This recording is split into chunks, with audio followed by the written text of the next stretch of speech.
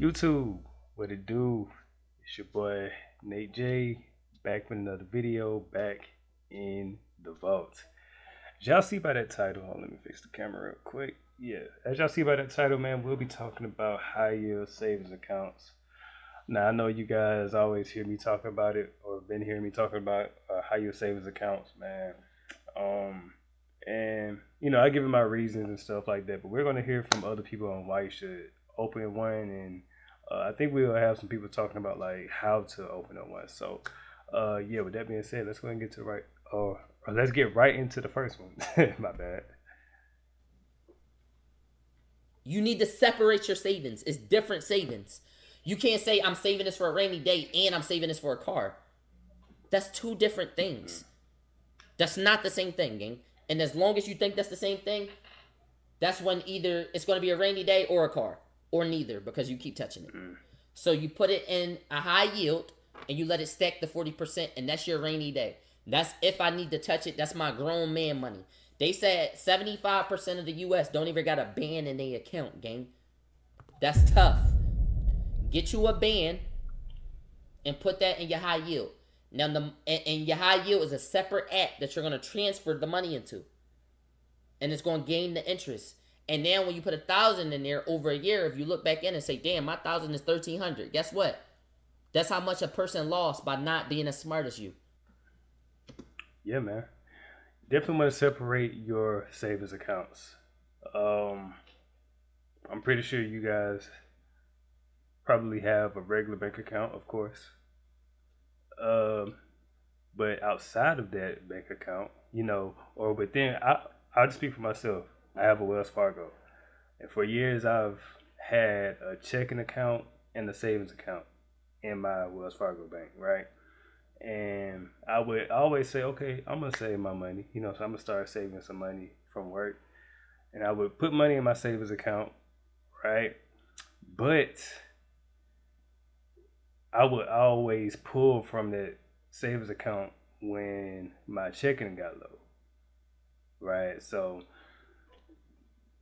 it's it was like a revolving door. Like money was going in, money was coming out, but I was supposed to be saving money, right? So what he's talking about is you want to separate your savings account from your other savings account.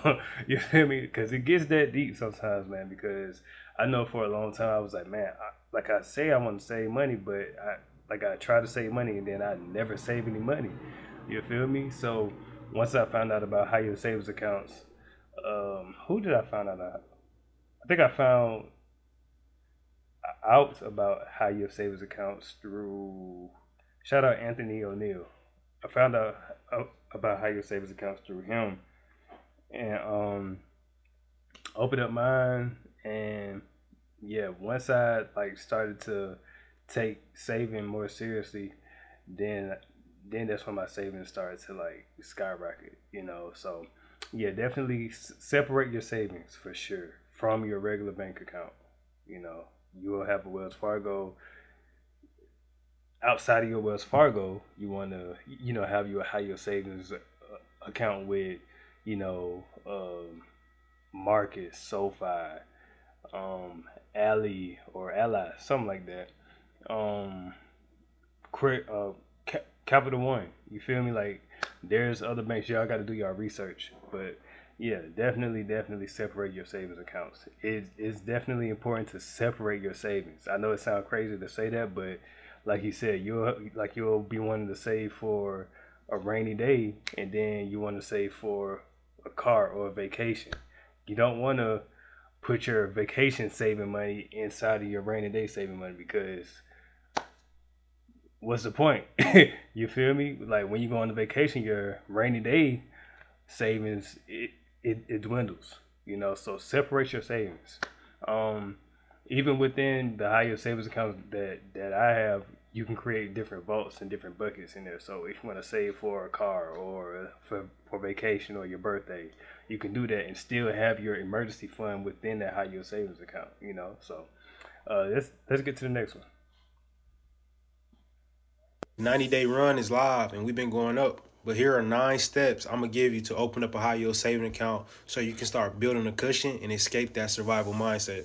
One, you're going to go to the bank website. It can be Amex, SoFi, Capital One, Marcus, Discover, etc. Just pick one and get started. Click open a high yield saving account. In most cases, they range from 3 to 5%. It's way more than a standard checking or savings account. Third, you're going to enter legal name, your social security number, date of birth, address. That's not a scam.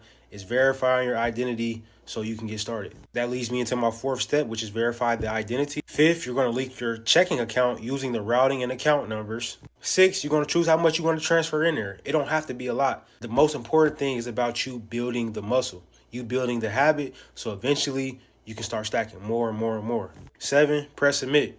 Congratulations, you just opened up a high yield saving account. So now the money you put in there, it's going to earn you more money. This is how you get out the rat race.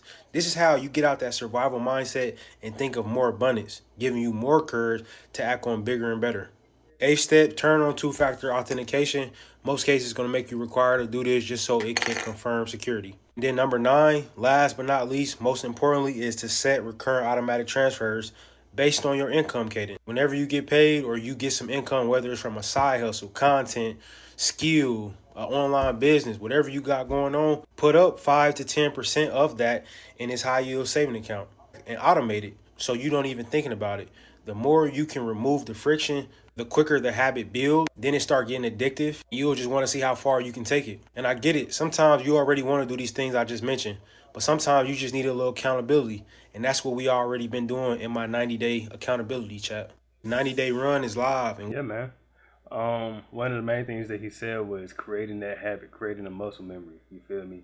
And one of those things that helped me with, creating the habit of saving every week when I get paid in my high yield savings account, or when I get paid was, you know, creating this like the percentage of like automating the percentage of how much I want to put into my savings or my emergency fund, so that way I'm not just manually doing it, but it's just automatically coming out. It's like I don't have to even think about it, because if you have to think about it, if it comes down to your your own will, like your home, what what's what I'm trying to say?